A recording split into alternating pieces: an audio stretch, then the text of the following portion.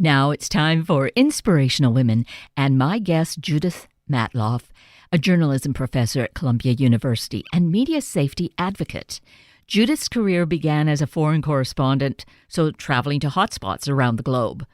Those experiences led her to write this newest, very relevant book, How to Drag a Body and Other Safety Tips You Hope to Never Need. Survival Tricks for Hacking, Hurricanes, and Hazards Life Might Throw at You. I know you will find much relevance in what Judith has to say and application to our life. Judith Matloff, good morning, and thank you so greatly for being with us this morning. Good morning. It's great to be here. I am so excited to have you share with us at least as many experiences and really important life-saving tips from this incredible book, How to Drag a Body and Other Safety Tips You Hope to Never Need. And, of course, how to drag a body, we just have these, I think I have just these crazy pictures of what that might mean. But I think you're saying this in all seriousness of how to save someone. Yeah. I'm not advising people how to drag a corpse. It's how to drag, how to extract somebody from, let's say, an automobile accident, or let's say some rubble in an earthquake falls on someone and you've got to get them to a place of safety where they can get medical attention. So that's the sort of thing yes. That I'm referring to. Great.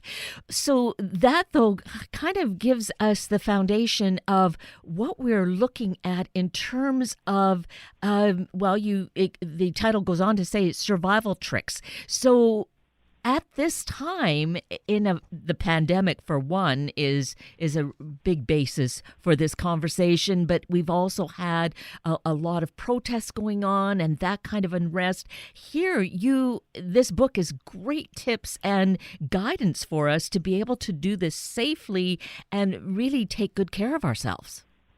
Yeah, certainly now what we're living through right now with the global pandemic, I think it's heightened a lot of people's consciousness and attention to how do we prepare for dangerous events that we might foresee or not foresee, and how do we cope with them when we're actually going through them. And this kind of came upon us in a way. There was a little bit of attention given to it, but I think it still really caught most of us by surprise. Would you say? Oh, absolutely. Absolutely. And the main message of the book is to imagine the worst case scenario of a situation, imagine what would happen if a dangerous situation escalated, and think about how you would mitigate those dangers and deal with them so that you're not suffering from the worst of it. So to that end, if people knew about the virus in January and knew that it was spreading at an incremental rate all over the world, it was just a matter of anticipating that it would come to the United States at some point, and at that point come up with a plan to try to mitigate its effects on your own life.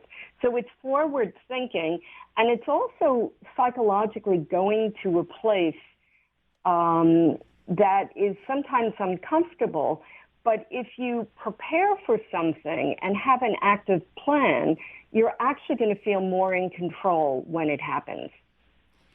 And so that preparedness, it's a word that really comes up throughout your book, and it is a really important foundation. Absolutely. And, planning is such a simple thing. For instance, I would recommend that everybody have a very well-stocked medical kit in their house.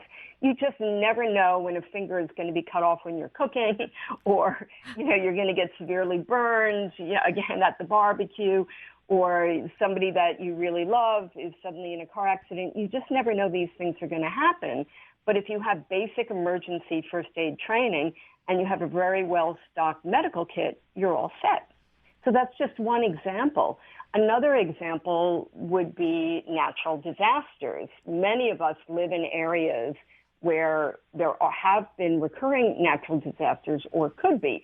So on the Pacific Northwest coast, I would advise, for instance, that everybody think through how they would deal with a very, very severe tsunami or earthquake, come up with a plan now, get the safety gear and the evacuation plan and whatever you would need to deal with that situation.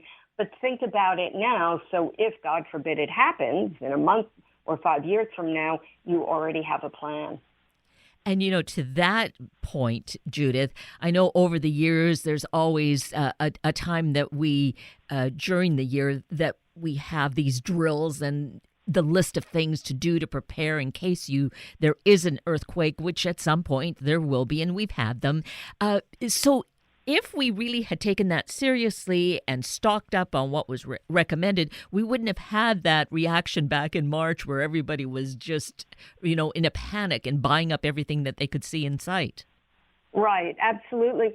And, because my husband and I were foreign correspondents for decades, and we had worked in crisis zones in Africa, Latin America, he worked a bit in Asia, we worked in the former Soviet Union, we sort of have this kind of, I wouldn't quite say prepper, but we had this sort of, let's be ready for an emergency just in case.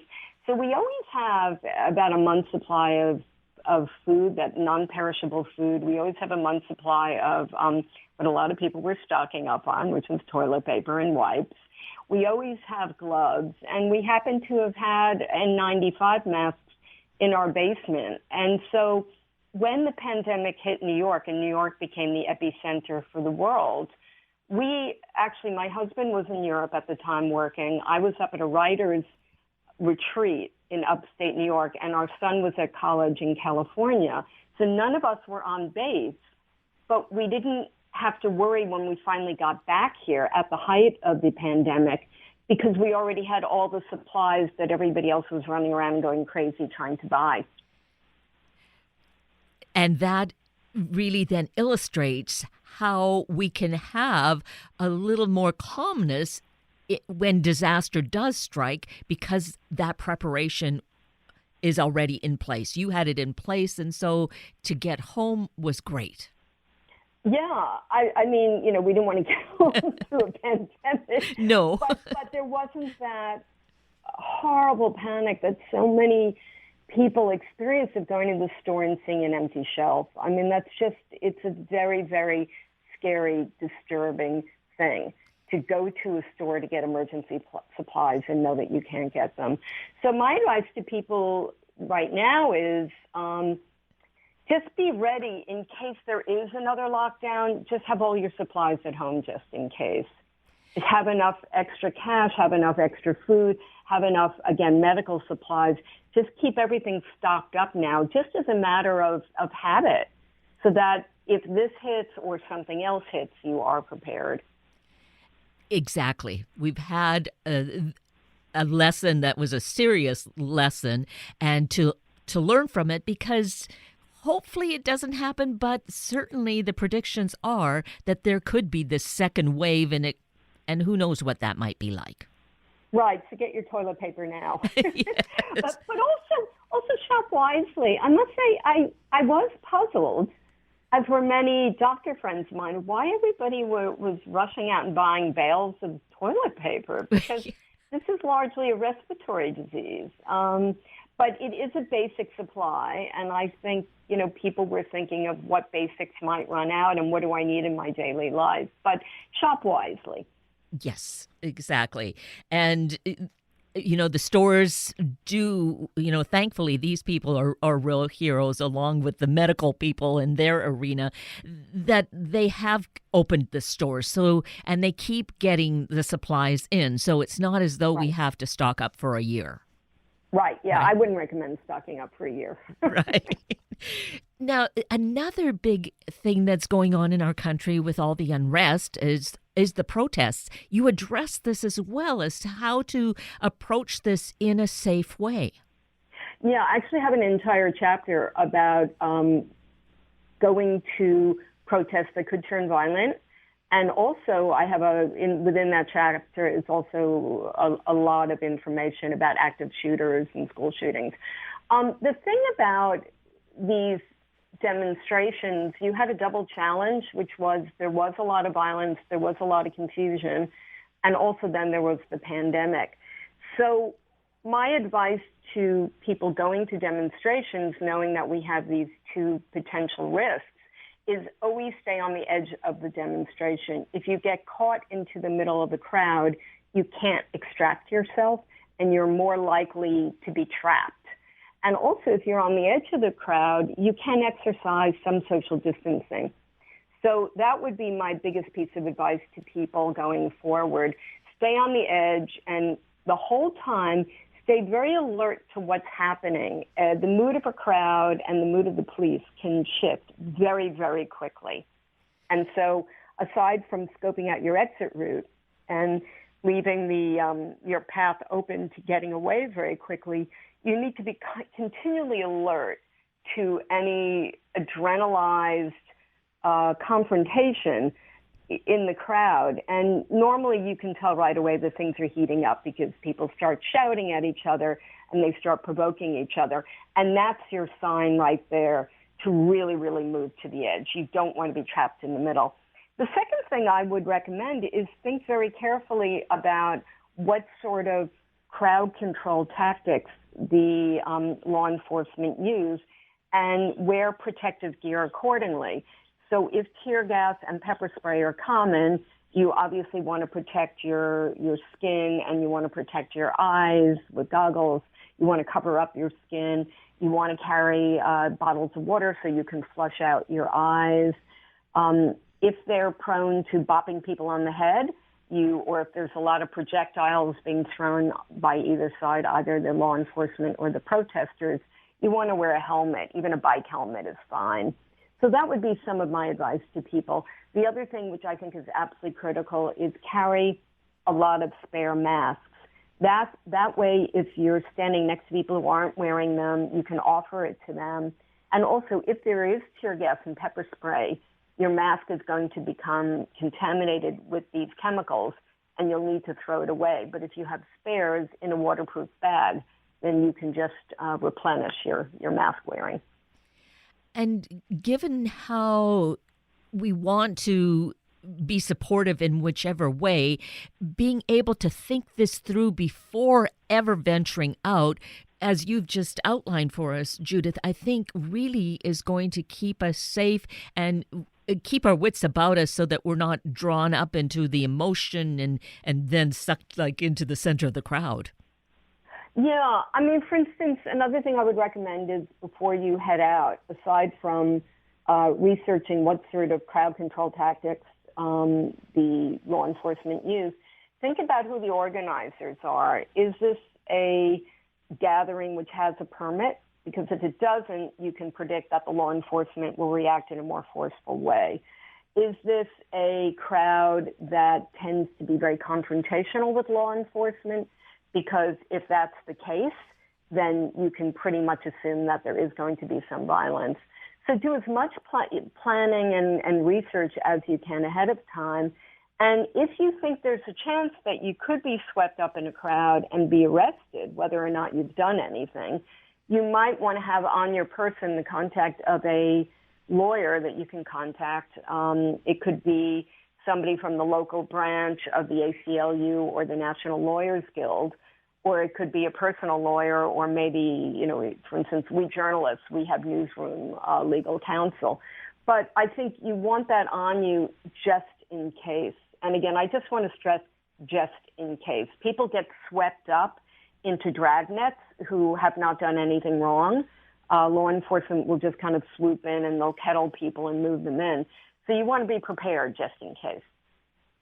All such great words of wisdom. And this book is so great, as we've already touched on so many important things in our lives. How to drag a body and other safety tips you hope you never need. Survival tricks for hacking, hurricanes, and hazards life might throw at you. So it's readily available. These days, the ebooks are so great to have because they're just easily accessible. Although shipments are happening, so a hardcover is good as well. And Judith, we should mention you have a website if people want to really check out more information. Yeah, it's www.judithmatloff, MATLOFF.com. And I also have a lot of information there about the training that I do. I used to just train journalists going into dangerous situations, but I've had so many queries from the public of how to secure their digital and mobile communications, how they deal with sexual assault and sexual harassment, how they deal with natural disasters, how they deal with school shootings, how they deal with demonstrations, how they deal with travel danger, and also just how to develop emotional resilience. So we've opened up the workshops to ordinary people as well.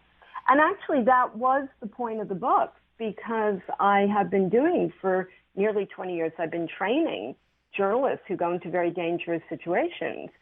And ordinary people, my sister, a social worker, my neighbor, the plumber, a friend whose daughter was going abroad, a junior year abroad to the Middle East, people started asking me safety questions.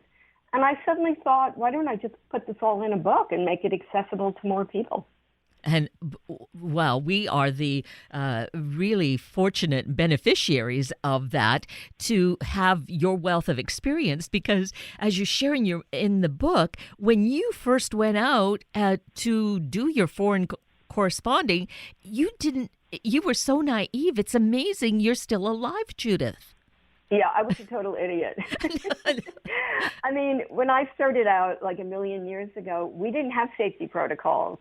Like you'd get on an airplane, your boss would say, good luck, hope you do a good job, you're going to get the stories. And nobody taught you how to duck gunfire. I did some incredibly stupid things. Like, nobody told me you're not supposed to run towards gunfire. So I would hear it, and I'd think, I better check it out because I'm a journalist. Nobody taught me, you're not supposed to do that. Another thing that nobody taught me, and I didn't have enough common sense, was that you shouldn't just get on a diamond smuggling airplane and fly to a place where the phone system doesn't work, because in case anything happens, nobody's going to know you're there. I mean, it's such a total lack of common sense, and also a lack of knowledge. There was a lack of common sense, but it was largely a lack of knowledge and a lack of planning for these situations. So when I returned back to the States 20 years ago and began teaching at the Columbia University Graduate School of Journalism, I began to incorporate safety training into my courses, because I felt that I didn't want the new generation of journalists to make the absolutely ridiculous mistakes that I did. Because they might certainly not be as fortunate as you were. And what a life lesson you lived to be able to go through all that, survive, and then, be this wonderful lecturer, teacher, professor, and author. Thank you. Oh, you're welcome. But again, we live at a time, particularly with the pandemic, where it's a very disturbing time, and people are quite, understandably very unsettled. But again, I can't stress enough, if you think about what's concerning you and you make a plan to try to mitigate whatever danger it is and to think about how you would cope with it, you really will have a sense of greater control. And certainly going forward, things are opening up, but in order to still, we are responsible for our own self. And so we need to approach this. If we're going to fly somewhere, really think through how all of that works, right, Judith? Yeah, I actually just wrote a piece that just ran today in Psychology Today about travel safety, which is a very complicated arena at the moment. Where you travel, the safety of where you travel obviously depends on what the transmission rate is in that area. But probably flying at the moment is one of the most dangerous things you can do. So if you really, really need to get on a plane, only fly with an airline which does have the social distancing where the middle seat is not occupied. And make sure that you wear a mask the entire time. I would even recommend wearing a face shield. Your most dangerous place on the airline is probably the bathroom, because it's a very small space and there's absolutely no ventilation. So as uncomfortable as this may seem, try to avoid using the bathroom at the airport terminal as well as on the airplane. Wow, really basic, important information. And it makes sense. That's the preparation. So, don't take any beverages on board, refrain from anything they might serve, right? All of that. Yeah, I mean, flying is not a very comfortable mode of transport at the moment. Obviously, the safest way to travel is within your own car with people who you trust, who have been taking precautions. Amtrak, at least here on the East Coast, you can't open the windows of the Amtrak trains, so there's no cross ventilation. There's no social distancing on buses. Generally, you can open a window on a bus, but what your main concern should be when traveling is ventilation. People are less likely to get sick if they're outdoors, and also if they're with a very small group of people. So, for instance, staying in an Airbnb, which has been properly ventilated and cleaned, is probably very, very safe. Whereas if you're staying in a hotel on the 16th floor and you have to get into small elevators and the cafe does not have ventilation, the risk of transmission is greater. So if you do have to stay in a hotel, opt for the lowest floor possible so that you can avoid the stairwells and the elevators, which have less ventilation. And, as you say that and we think about it, it's so much common sense. But we've been on such almost remote control, just doing things blithely, that this is really a wake-up call to stop, think about things, and use that preparation time. Right. And I want to stress to listeners that it sounds like a lot of work to think this through and to plan. But once you've thought it through, you have your plan.